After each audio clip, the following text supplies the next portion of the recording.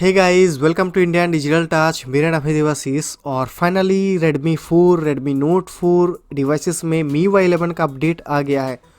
और मैंने आप लोगों को कुछ दिन पहले वीडियो बना के बताया था कि अपडेट आते ही आप अपडेट मत कीजिए, क्योंकि ये जो फ़ोन्स है ये पुराना हो चुका है। इसके आगे अपडेट मिलेगा नहीं मिलेगा कुछ पता नहीं। अगर इस अपडेट के अंदर कुछ बग्स वगैरह रह जाता है, जैसे कि बैटरी ड्रेन इशू वगैरह जिस तरह से Redmi Note 3 में है, तो फिर आप लोग को इसी के साथ जीना होगा, इसी के साथ ही आगे बढ़ना होगा।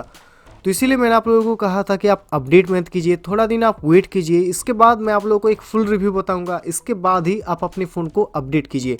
तो फाइनली मैं आज अपना एक ऑनेस्ट ओपिनियन आपसे शेयर करने वाला हूं कि क्या आप लोगों को MIUI 11 में अपडेट करना चाहिए या फिर नहीं।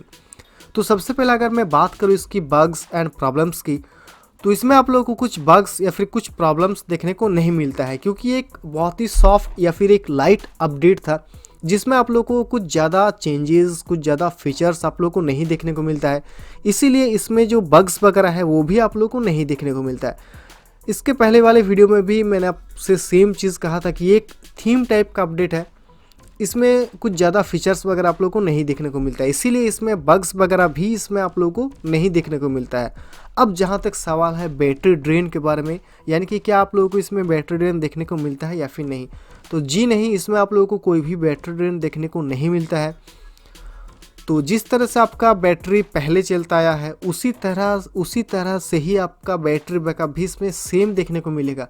इसमें ना आप लोगों को बैटरी बैकअप अच्छा देखने को मिलेगा, ना उससे आप लोगों को ख़राब देखने को मिलेगा, क्योंकि एक सॉफ्ट या फिर लाइट अपडेट था, इसीलिए ये चीज़ मुमकिन हुआ है। तो अगर आप लोग Redmi 4 या फिर Redmi Note 4 यूज़ करते हैं तो आप MIUI 11 में अपडेट कर सकते हैं। अब बहुत सारे यूज़र्स मुझसे ये भी पूछ रहे हैं कि उनके फ़ोन में अभी भी अपडेट नहीं आया है। तो अगर आपके फ़ोन में भी अपडेट नहीं आया है अभी भी, तो इस वीडियो के डिस्क्रिप्शन में उसका लिंक छोड़ दूंगा, आप मैनुअली अपने फ़ोन को अपडेट कर सकते हैं।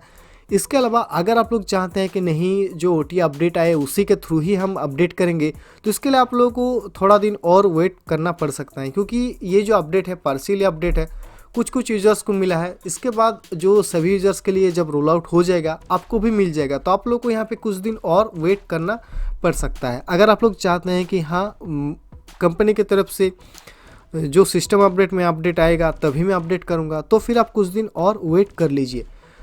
सो गाइज, आशा करता हूँ आप लोगों को ये वीडियो पसंद आया होगा, तो प्लीज़ इस वीडियो को लाइक एंड शेयर कर दीजिएगा। इसके रिगार्डिंग अगर आप लोग के मन में और भी कुछ डाउट्स वगैरह है तो आप नीचे मुझे कमेंट्स करके बता सकते हैं। और इसी तरीके का और भी इंटरेस्टिंग वीडियोस आगे देखने के लिए आप इंडियन डिजिटल टच को भी सब्सक्राइब कर लीजिएगा। आप लोगों का बहुत बहुत शुक्रिया इस वीडियो को देखने के लिए। Thank you.